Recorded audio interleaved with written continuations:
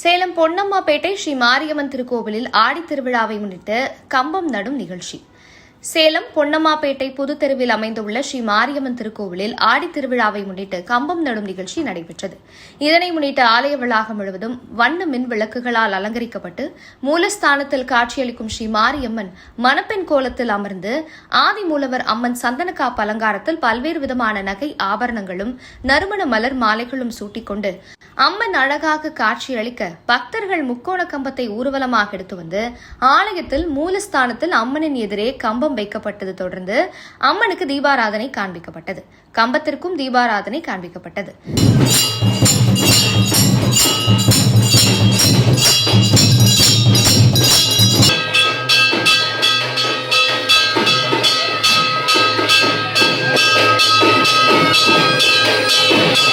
ஏராளமான பக்தர்கள் கலந்து கொண்டு தரிசனம் செய்தனர். கலந்து கொண்ட பக்தர்களுக்கு விபூதி குங்கும பிரசாதத்துடன் அன்னதானம் வழங்கப்பட்டது.